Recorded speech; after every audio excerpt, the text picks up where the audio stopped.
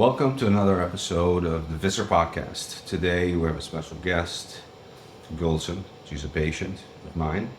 We're going to also be joined in the video by Ferda, who's a nurse practitioner and physical therapist. She's going to be assisting me with some of the stuff we're going to explain. Today's episode, we're going to go from someone with a history, cancer survivor, broken back, the complete recovery, 100%, someone that's in their 50s. Let's get started.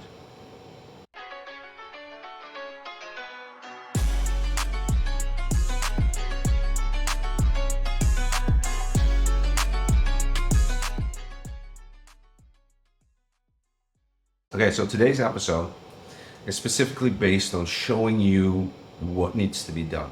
It's also basically looking at the medical profession as a whole and teaching it a lesson. And I think it's something a lot of physicians, healthcare specialists don't learn at school, okay? Let's start off with the patient. The patient is a early 50s woman, started out at 77 kilos. I'm gonna put it up here, her BMI, which classified her with 160 centimeters, we classified her as basically a obesity level of 1. That she had going against her. She's a 40-year smoker, smokes maybe a couple packs, 15 cigarettes a day, which we know will rob you from calcium, vitamin D, everything, depletes the bones. When we look at her stats, her scans, her lab results, we're seeing that she has osteoporosis in the lower back. She has osteopenia in both left and right hips. As I said before, she's a cancer survivor, 2010. She had breast cancer. Went through chemo, went through radiation, the whole thing. And then what happened this year, scooter fell over on her as she lives in Holland, and her scooter sparked everywhere, her bicycle sparked everywhere. A scooter fell over on her and threw her about 2 meters, and this is where she broke her back, her L2. So she has a compression fracture of L2. She was hospitalized. Then she was bedridden, so they put her in bed for 3 months straight, bracing, only going to the bathroom, only to eat, basically couldn't move. Lots of pain. Was on heavy medication for pain. Oxycodone, right? Yes. She was on other medications also for this, and they started, basically what you're trying to do at that point is stabilize the L2. But this patient is someone, because of her history, because smoking is directly correlated to cancer, especially breast cancer. Smoking is also directly correlated to osteoporosis, osteopenia. So you have these things interplaying here in real life. This is real life. Okay. We really have to look at, her age, 50. We know muscle gain right now is hard. Before this, she wasn't really active or training or anything like that. So she comes from a pretty sedentary lifestyle. The fall happened, disabled her completely. She was the first 3 months in bed with medication. Then the next 3 months after that, we were still in bed, but moving a little bit. A little bit, yes. Bedroom. Yeah. Walking for 10 to 20 minutes. Okay. And your pain level was at? When I was in bed, it was 2. And when I was walking, after 10 minutes, sometimes after 20 minutes, it's going up to 7 to 8. So it's really painful, even with medication. She's taking ibuprofen. Yes. And it just kept being painful. After 6 months, we actually, is that when we picked you up? Was it about 6 months when we picked you up in Amsterdam? Yeah. So we picked her up in Amsterdam because her father was in his last days, so we wanted her to be here. She wanted to, well, if you wanted to be here. Initially you didn't, but it was for vacation and kind of things. Yeah, so she ended up coming to the airport in a brace, a special brace. And even with the brace, she was only able to stand very shortly, sit shortly. She was, of course, wheelchaired in and out. In the plane, we put her in business class because she had to lay down. She couldn't do 3 hours sitting. Pain was unbearable. Yes. And movement was not an option. Lifting was not an option except a pack of cigarettes, which she was able to lift. But The rest, no. Okay. Yeah. This is the scenario. So we have something like -10. If you have a health rating right here, it's -10. Okay. So any of you out there, no matter what age you are, you're looking at, okay, I have to get back healthy, and you've got all the excuses. I've got all the excuses right here. All right. I got everything right here you can ever think of. And that's what I'm doing. But then we're going to see what happens. She finally came here. She had, of course, she was under treatment of the orthopedist in Holland. She was under treatment of the orthopedist in Turkey, Istanbul, where we came here. Other physicians have also took a look at her. And basically, she got scans, MRI, I believe, I saw, done, and everything. And everyone's focused on an L2 being compressed. At this point, the L2 stabilized. What I did was palpation, range of motion, looking. She was in a lot of pain. And the pain now wasn't a pain that you would consider being a fracture, but even a worse pain, which is radiculopathy down the leg. She had pain going down her leg to the knee on the left side. And that's usually a disc. So you got to start thinking, okay, this is L4, L5. This is lower disc. This is the back of the leg. The other thing was she had in her groin on the front, on the right, on the left, wasn't it left? Left groin, sorry, right side leg, left groin. Left groin, she had pain constantly. And this could also be, if everything else is, if you're looking at everything else and there's nothing else to be found, then we're looking at probably a hip rotation, ilium rotation, we call that. And that's where the treatment started. After everyone looked at her, after there was no other options but painkillers and just laying for the rest of your life, I said, okay, you ready to get back and get your life back? Ready to fight? She said yes. We started her journey. I started adjusting her. High velocity short lever, which I'll show, on the ilium on the left-hand side, and the L5 S1 disc, which was the one that was swollen, compressing the nerve. So I was adjusting the L5 on the right side, PRS. So this was very specific, the mid-back also, because everything is connected, the body's connected. So when you break an L2, compression fracture, everything else changes, the body has to compensate. In that fall, she also damaged her L5 S1 disc, also damaged the hip, but no one's looking at that because it's not broken.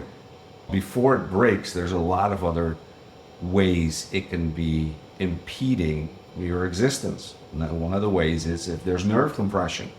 It is huge, it is painful, it is constant. There's nothing you can do about it. So we started relieving that. We did some ice work, and then I started saying, okay, now we have to really right away start with her core.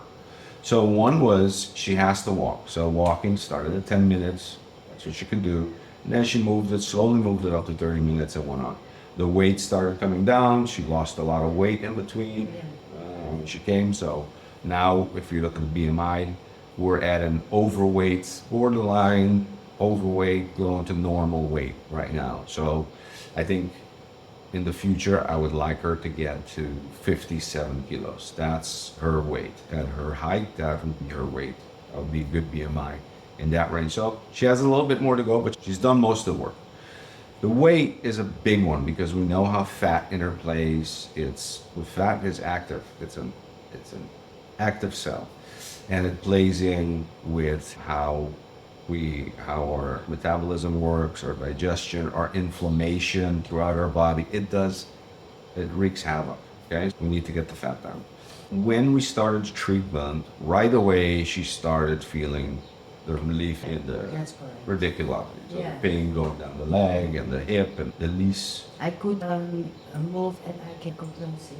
Yeah, so she could sit for the first time. Yeah, for the first time without pain. Without pain and without the brace.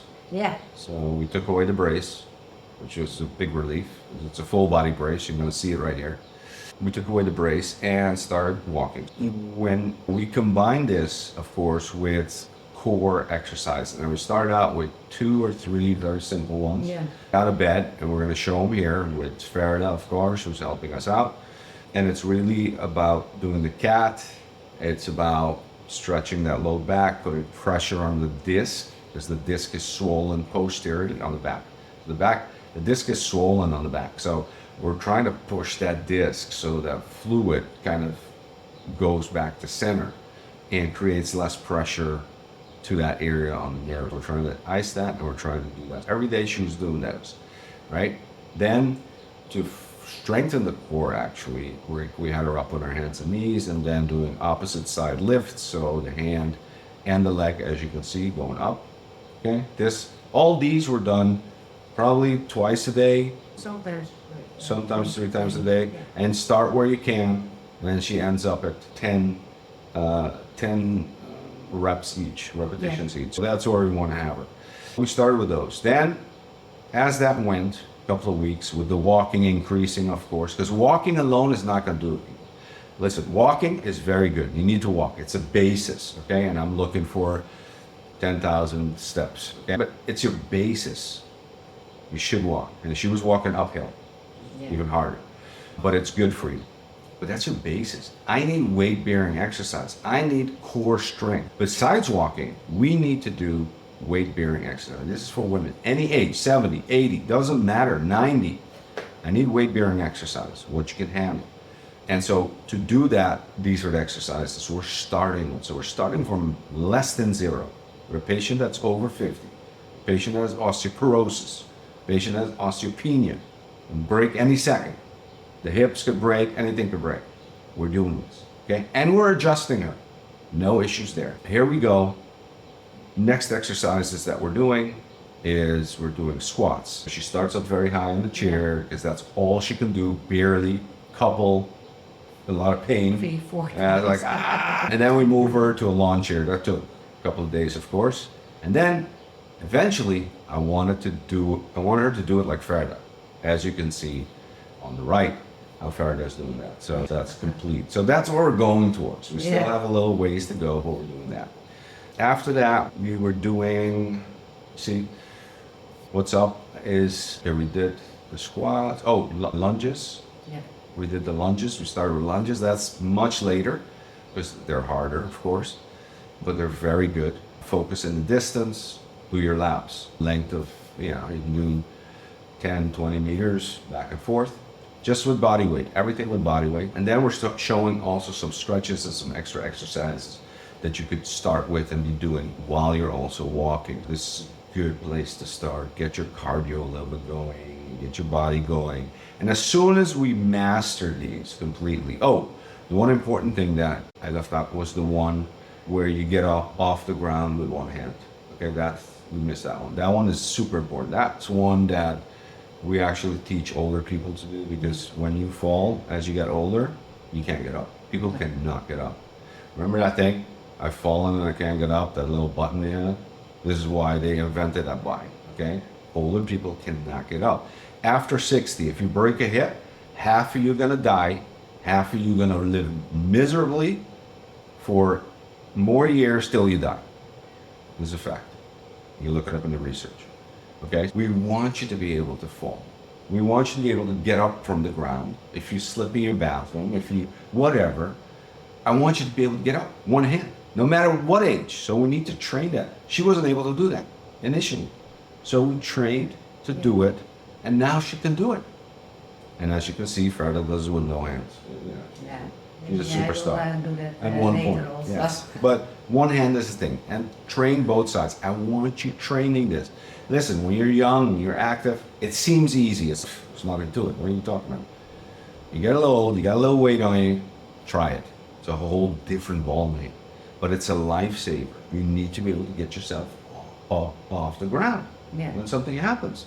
And most people cannot after 60. We're looking at that. Afterwards, I would want her to transition into weight training, actual resistance training. We need to build up her muscles. The only way her bones are going to start absorbing calcium that she takes in, vitamin D, of course, K2, magnesium, the whole things, is if the bones need it. And the way the bones are going to need it is by having compression force on it. They need to feel that resistance. So resistance training plays a key role, not only in muscle protein synthesis, so getting your muscles, keeping your muscles, because as we age, our muscles go, and we need our muscles. You saw it with your dad, and so people can't walk anymore, they can't move anymore. We need those as long as possible. And the other thing is, the bones need to be strong, because if you don't have strong bones, you fall. Anything can happen in the street. You trip, you fall, you break another bone. Yeah. That's true. That's how easy that happens. So we need to protect those basic things, and that's the thing. So enough of me talking. I really want the people that are following us to really look at your journey and from your mouth and see what it's felt like being in your position. Okay, when I was in the hospital, the first 3 days I lay only down on my back. I couldn't move, turn, and I had a lot of pain, and I get medication with oxygen, and even that was not healthy because it was long oxygen for 12 hours. And between the 12 hours I get also fast reaction oxygen. Mm. And after 3 days I got brace, and so I could go to the restroom, but somebody has to help me with my head and everything, because it did really hurt. And after 3 days with the brace, I go to my home, and I get a hospital bed, and for 6 weeks till 8 weeks I just only lay down, and I get up for only to eat something, stand, and to go to the restroom and shower, and with help. And the brace. And the brace, yes. And to do my clothes with help. I couldn't do anything by myself. So after 8 weeks, I was to manage to do something like take my pants on and little things. But I couldn't go to the grocery to buy something, to cook something. Nothing. Nothing.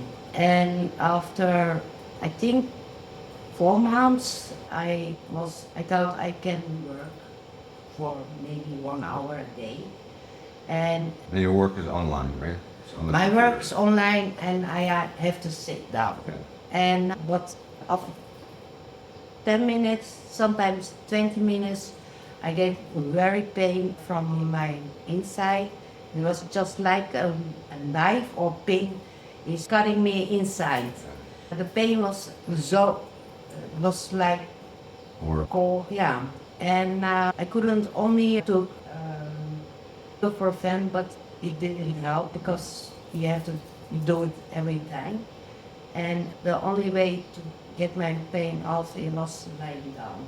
When I worked for 1 hour a day, I couldn't do anything anymore the whole day. Basically things to go to the restroom or smoke a cigarette. yeah. Yeah, sorry. That one's important. Yeah. Yeah. That one is the last thing I will do. And that was the basically things what I could do. And after 6 months, I said also to my physiotherapist Therapist. that I have pain also, or to the orthoped, I have pain in my Least. knees, Yeah. in The groin. left knees. Yeah. And that was also started the accident, and they didn't do anything about it. Yeah, they can't see It it. was my muscle, they said, and they trained my muscles, but it didn't help. So nothing helped with also physiotherapist. It didn't help me to get up my bed and do my job or cook dinner for my kids. Nothing. I came here, and after Even at the airport, when you came to Even the airport, yeah, you couldn't even stand. You no, couldn't- I said I can go to Turkey, but only I have to lay down because I cannot sit down Or for stand. 3 hours. It's too much for me. And So you were in constant pain. Yeah. The pain was constant. all day. when I was in bed or something, I have 24 hours a day pain, but when you do some other things than night, then the pain was Higher. higher. And when you do something more, Yeah. that you can say, oh, okay, it's a little bit more pain. When you go over that, then the Goes pain even. is going Yeah. up and up. And this is 6 months. 6 months. Any pain is hard to handle. It's Maslow's hierarchy is when you have pain, you can't think of anything else to get rid of the pain. Nothing else matters. I mean, I know people that just sit the pain off me because I can't handle this pain. And it's constantly, it's all the time. So psychologically, mentally, this had a huge weight on you. Yeah, I couldn't do anything about, because I was just only watching series on YouTube, on Netflix, because I couldn't give anything. And I hadn't also talk about things, because you're only at home and No social life. No. You couldn't help the kids. You couldn't help your husband. What could I can do tell what I did today? Because I was only lying in bed. Yeah. Because I was somebody say Isolated. isolated from everything. So with the exercises that we started and everything that we did, the treatment on your back, the different things that we did, nutrition also, eating more protein, getting the right vitamins in you, all that we did, and I'll do a list of that. How are you feeling now? What are you doing? What's like? I don't lie in bed now. Yeah, you're up. And you're working. You're back to work. Yeah, I'm back to work. I start with 4 hours a day, and because in the morning I have to start a little bit lazy and a little bit. So I start on 12 o'clock with my daily life, and go to bed to 10 or 11. Yeah, and you're walking. How far are you walking? I'm walking now. It was just a couple of months ago when I was sick. It's the most was I think 950 meters, and now 4 to 5,000, and it's going up here Up to here. the hill. And I was to the shopping center, and it was 12,000. So 12,000 steps. You started. 12,000 steps. Yeah, from when 900. it's already just moving flat. And here she's doing uphill, which is good. So it's interesting.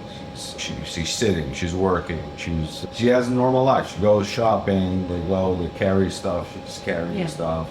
No issues. It's back to, I would say, better than before, because she's more active. More active. You can do more stuff. You can do squats. You're lifting off the floor. So that still needs some progress. Every day is better than it's So going every day better. And how long since you were here? What was this time period? The period in March. Begin March. No, in the half of March. We start with. So in 1 month. Yeah, in 1 month. Yeah. So the whole treatment protocol, the things that we did was in 1 month. Just quick. From where you are to now, that's very quick. So I wanted to bring you this because this is a story of survival. It's a story of overcoming pain like you can't believe. And it's someone that you can relate to. And with any excuse that you have, you need to get moving. You need to get your life back together. You need to drop your weight. You need to get in the gym or not, get resistance training, go walk on your paths, do your thing. Longevity 9. It's not too late. You're not too overweight. You're not too sick. You're not too nothing. Get a hold. Grab the responsibility and take care of your health. This is time to do it. So that's the message. You can get your energy back. Yes. Subscribe, ring the bell notification, follow. Let's get this channel growing. We got some more interesting stuff coming up. And congratulations to you. And keep it up. We'll keep following you after you leave because you're going back to Holland. Yeah. So we'll follow you and see how this all progresses. Okay. I will come back. Great. All right. Nice job.